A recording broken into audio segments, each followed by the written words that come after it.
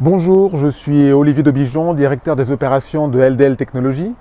LDL Technologies, c'est une entreprise qui a été fondée en 2004, qui développe, qui produit et qui vend des systèmes d'électronique embarquée autour des technologies sans fil pour le marché des véhicules terrestres. Nos produits innovants et intelligents contribuent fortement à la réduction des émissions de CO2. Je vous emmène aujourd'hui avec moi en immersion au sein du service électronique. Suivez-moi.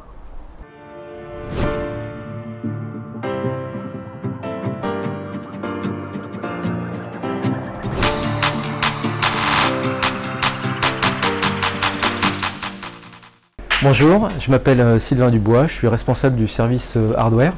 Bonjour, moi c'est Cyril, je suis ingénieur hardware à LDL. Bonjour, moi c'est Guillermo Asensio, je suis ingénieur en électronique. Bonjour, je m'appelle Sébastien Lebourg, je suis développeur radiofréquence. Bonjour, donc moi c'est Olivier, je m'occupe de la partie basse fréquence sur nos produits. Bonjour, moi c'est Loïc, je m'occupe de la partie hardware du test. Bonjour, donc moi c'est Vincent, je suis responsable de la validation et de la qualification. Salut tout le monde, moi je m'appelle Mélissa, je suis technicienne hardware.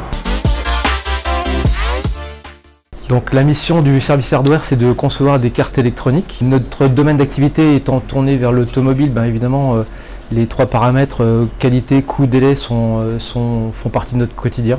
Donc on utilise l'énergie de la batterie du véhicule pour la transformer donc en service. Les grandes étapes dans un design hardware, c'est de récupérer les exigences du produit et les performances que doivent réaliser le produit. Ensuite, c'est la saisie d'un schéma, la conception, donc la conception du calculateur. Ensuite, c'est de faire le routage donc de la carte pour fournir un dossier de fabrication à l'usine pour pouvoir fabriquer le produit donc en masse production.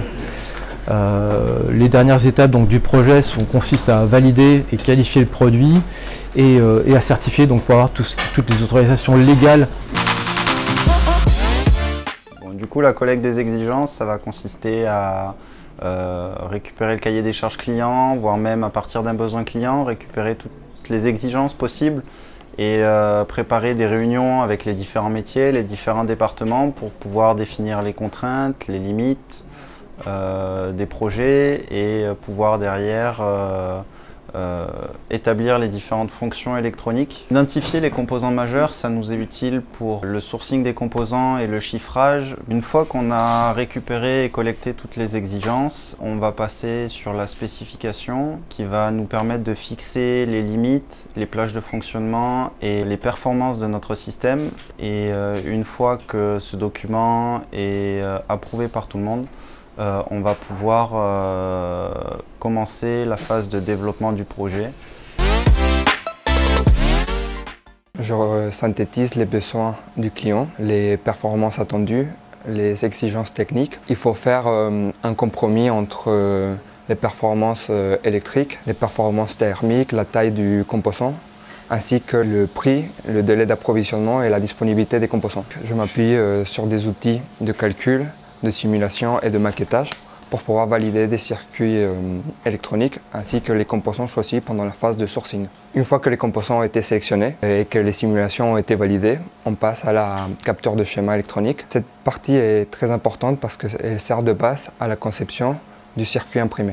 Une fois que le schéma est validé, on passe à la phase de routage et de placement des composants. Pendant cette phase, il faut respecter des contraintes mécaniques ainsi que des contraintes de conception électronique et des contraintes de performance électrique. Dans la phase de maquettage, on va recevoir différentes platines d'essai qui vont représenter les composants principaux des différentes fonctions électroniques. Par exemple, ici, on voit différentes platines de démonstration pour un driver moteur. Et donc notre objectif, ça va être de comparer ces différents composants, de les mettre en difficulté et pour au final faire un choix qui va influencer le sourcing des composants. Il y a deux catégories, donc une partie émission et une partie réception. Donc pour la partie émission, donc j'ai une sonde donc, qui mesure les niveaux de champ. J'ai un outil qui s'appelle une bobine Helmholtz, donc c'est pour tester les capteurs, donc pour vérifier la sensibilité de nos capteurs et vérifier s'ils vont correctement marcher. Je m'occupe aussi de la création des composants, donc c'est les chefs de projet donc, qui me font la demande Et à partir de là, ils me donnent la datasheet du composant qu'ils désirent, donc pour faire leur schéma par la suite.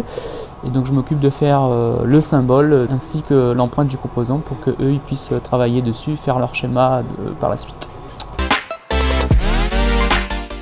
Nous devons échanger avec la MECA pour connaître l'environnement proche de nos antennes.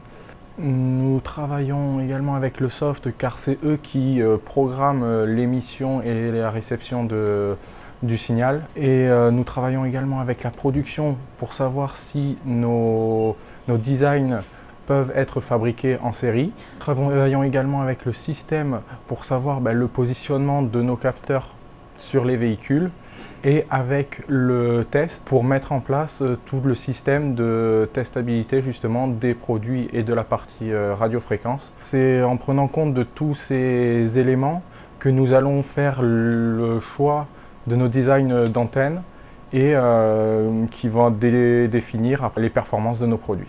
Oui, donc après, une fois qu'on a validé le produit en laboratoire, on le prépare pour passer des homologations dans des laboratoires extérieurs pour qu'ils répondent aux normes de différents pays dans lesquels nos produits vont fonctionner.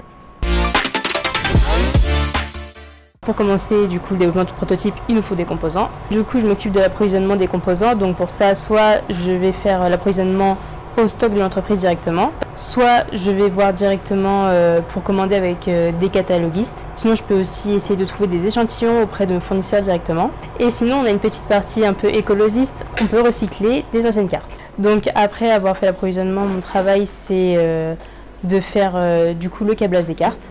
Donc soit je m'en occupe, soit ce sont nos sous-traitants qui vont nous aider à faire le câblage. Et donc après la fabrication par nos sous-traitants, soit nous recevons directement les cartes. Et donc c'est moi qui fais le câblage en interne. Donc comme ce sont des prototypes, en fait on a très peu de cartes, mais du coup on va tester toutes les fonctionnalités de la carte pour voir si tout fonctionne.